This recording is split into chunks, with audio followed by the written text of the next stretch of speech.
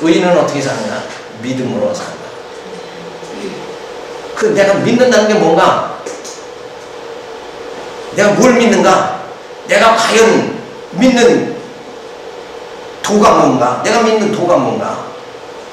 그것은 딱 요약을 하면 두 가지죠. 내가 믿는 게 뭔가? 그것은 예수가 그리스도임을 믿는 겁니다.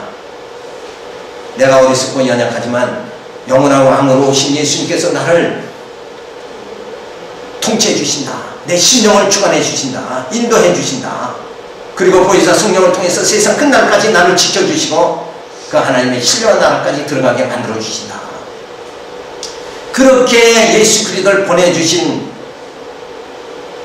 그 예수를 내가 믿고 그렇게 보내주신 그 여호와 하나님을 내가 믿는다. 그래서 하나님은 약속대로 이루시는 그 하나님을 내가 믿는다. 그래서 예수를 믿고 하나님을 경외하는 것이 바로 내가 믿는 도다 하는 것을 구체적으로 우리가 살펴볼 수가 있습니다. 그 다음에 여섯 번째로 본서의 주제는 뭐냐? 의인은 믿음으로 말미암아 살리라. 자, 이 성경 구절을 가지고 루터가 종교 개혁을 합니다. 믿음으로, 의인은 믿음으로 사는 거다. 그러니까 그때 당시는 루터의 그때 종교 개혁을 한 당시는 어떻게 살았어요? 신앙생활을 어떻게 했습니까? 가톨릭, 로마 가톨릭은 어떻게 살았어요? 행위로. 오직 예수를 믿음으로 하나님을 경외함으로 살아가는 것이다. 이것이 루터의 종교개혁의 핵심 내용이다. 그래서 천주교에서는 조상이 죄를 짓고 이렇게 죽었다 할지라도 그 후손이 선행을, 그 조상을 위해서 선행을 하면 그 조상이 어두운 데서 천국으로 올라간다. 연옥에서 극락으로 간다. 천국으로 간다. 뭐 이런 주장을 하지만은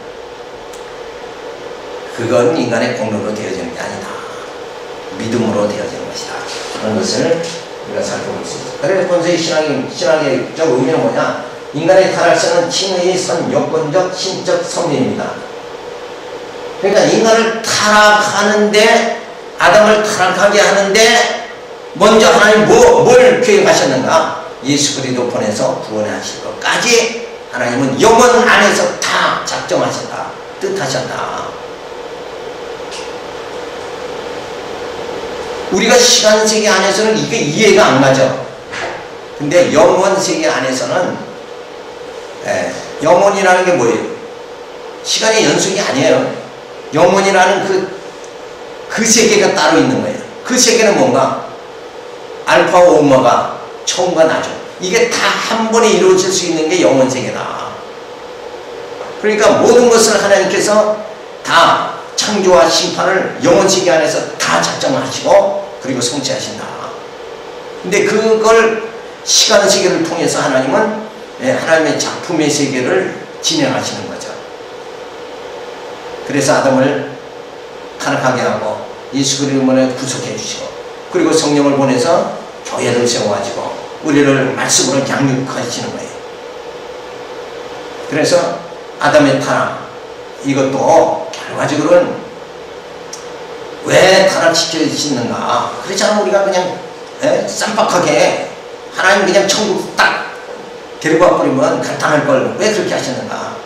근데 아담에게는 사랑이, 하나님의 사랑의 감격이 없었던 거예요.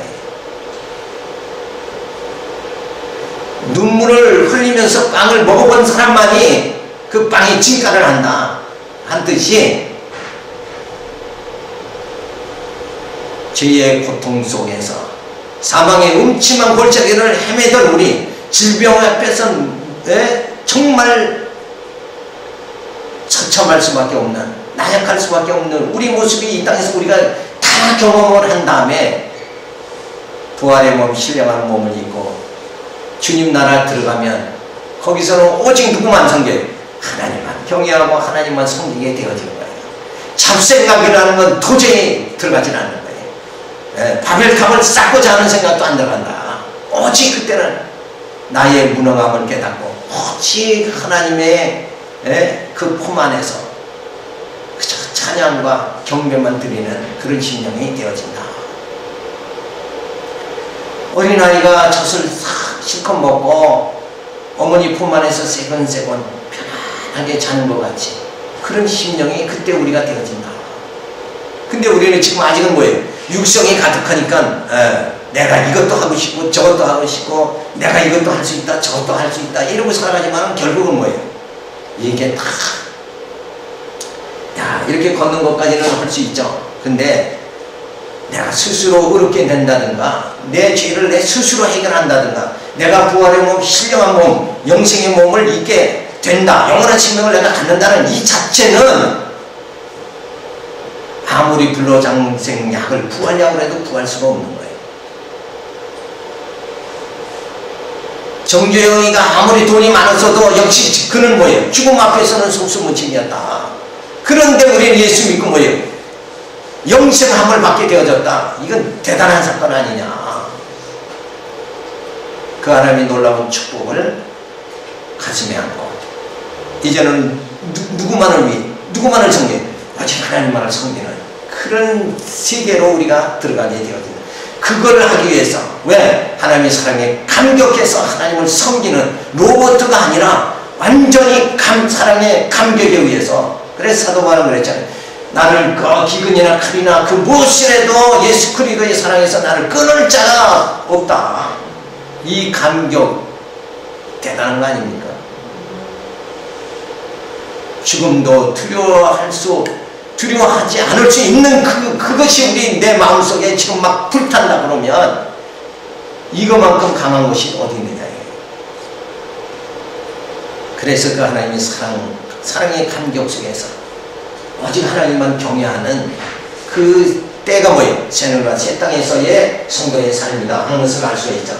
그래서 인간의 타락성을 치유하기 위한 하나님의 구속사역의 성립 과정이다. 타락이라는 건 과정에 불과한 거다. 타락이 궁극적인 건 아니다. 궁극적으로 뭐예요? 우리를 구원해 주시는 거죠. 한없이 바닥으로 내 등대에 치는 것은 타락입니다. 근데 우리를 뭐예요? 그리스도의 영광의 날에 칭찬과 영광과 존경함을 받게 해주시겠다. 그렇게 하나님은 우리를 높여주신다. 그래서 타락이라는 것은 한없이 낮아지는 건데 우리를 다시 높여주신다는 이것이 뭐예요? 전개되어 있는 거다. 불순종 안에 가둬두시면 하나님의 긍휼과 사랑을 깨닫게 하기 위함인 것입니다. 이게 하나의 그 죄라는 건 우리를 연단시키는 하나의 도구에 불과한 것이다. 근데 우리는 어둠을 싫어하는 거예요. 죄의식 속에서 우리는 갇혀버리잖아요. 근데 우리는 거기 갇힐 사람들이 아니잖아요. 예수 그리스도께서 성령께서 우리를 그 죄의식에서 해방되게, 죄에서 해방되게 만들어 주셨다. 그러니까 이런 거는 죄, 어둠 이런 거는 하나님이 나를 하나님의 자녀 만들기 위한 뭐예요? 만들어가는 도구에 불과하다. 이렇게 마음을 우리가 완전히 이렇게 넓은 폭으로 이해가 주어져야 돼요. 그래야 두려움이 없어지는 거예요. 그래야 하나님이 때로는 나를 참 낮추신다 할지라도 하나님이 나를 높이시는 것이 하나님의 근본 마음이다. 근본 뜻이다. 이렇게 생각하면 그 자녀가 부모에게 매를 맞죠. 야, 내가 여기서 죽는구나. 이렇게 생각하는 자녀는 한 명도 없는 거예요. 매 맞으면서도. 근데 이 남 모르는 사람한테 한밤중에 길 가다가 몽둥이를 맞습니다. 그러면 그때는 어때요? 야, 내가 여기서 죽었구나. 내가 여기서 죽는구나. 이렇게 할 수밖에 없잖아요. 바로 그 차이라는 거예요. 그 차이. 하나님께서 나를 낮추시지만 하나님께서 뭐예요? 나를 반드시 높이신다. 그래서 나를 나되게 하기 위해서 하나님께서 뭐예요? 이 땅에서는, 광야 땅에서는 고난도 주시고 형통도 주신다. 고난과 형통이 계속 반복되는 세상이 뭔가 광야다. 형통만 주어지는 세상은 어디예요? 하나님의 나라죠. 그렇잖아요. 고난만 완전히 주어지는 땅은 어딘가? 그건 지옥이죠. 아담이 타락해서 어두운 세상에서 우리는 정말 빛으로 오신, 생명으로 오신 그 예수를 바라보면서 신령한 그 나라를 향해서 지금 가름박질 하잖아요. 자, 그래서 이 모든 것이 과정이 불가하다. 또 하나는 칭의의 시조는 구원의 주권적 신적 작정이다. 인간은 이미 죄로 완전히 죽어 사형체가 되었으니 영적으로 소생할 수가 없는 거예요. 그러니까 누구 힘으로, 하나님의 전폭적인 힘이 아니면 나는 살 수가 없다. 주권적으로 하나님이 나를 인도해 주신다. 내가 살려고 막 발버둥 친다고 해서 사라지는 게 아니라, 물론 육적으로는 돈 좀 벌고 살 수가 있겠지만 영적으로는 뭐예요? 아무것도 해결이 안 돼요. 제 문제도 해결 안 되고, 내가 스스로 어렵다 한 받는 것도 해결이 도저히 안 되고, 다 해결이 안 되는 거예요. 그래서 우리는, 인간은 전적으로 무능한 자다. 칼빈은 5대 교리에서 말하잖아요. 인간은 전적으로 타락했고 전적으로 부패했고 인간은 전적으로 무능하다. 그런데 하나님께서 뭐예요? 하나님의 자녀로 우리를 구원해 주신다. 그래서 그 하나님의 큰 사랑의 감격 속에 살게 하시는 것이 하나님의 근본적인, 그래서 인간을 로봇으로 그냥 하나님 찬양하게 만드는 것이 아니라, 입술로만 찬양하는 거 그게 아니야. 그건 진짜 찬양이 아니에요. 어디로 찬양해요? 마음속에 들어온 감격, 그 사랑의 감격 속에 찬양이 나와야 그게 진짜 찬양이 아니냐.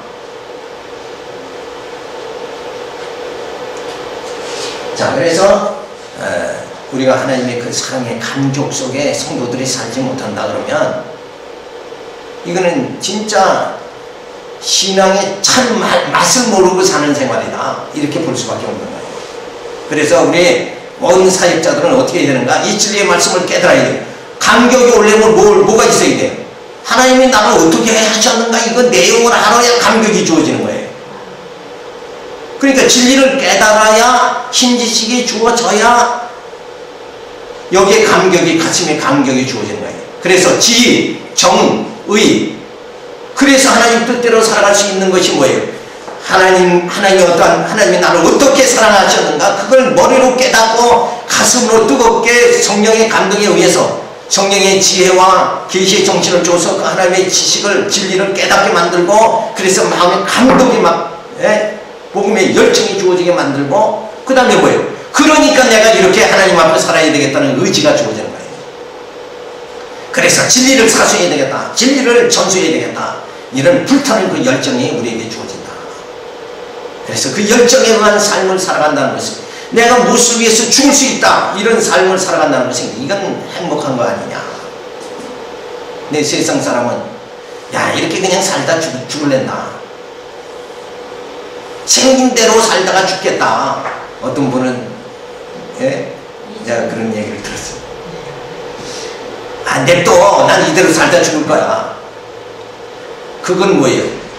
뭔가 내가 생명을 던질 그 무엇이 없다는 거예요.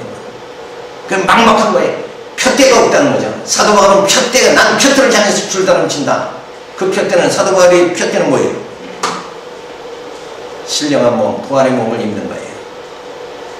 그리스도의 고상한 지식에 이르러서 하나님의 형상을 힘입고 신령한 몸을 입고 그 다음에 신령한 나라에 들어가는 거, 그것이 바로 사도 바울의 표대였다. 표대가 있는 삶이 행복한 삶이다 하는 걸 우리가 살펴봅니다. 이 시간 여기까지 우리 하고 5분 쉬었다가 다시 자, 잠깐 그냥 쉬고 계속 하겠습니다.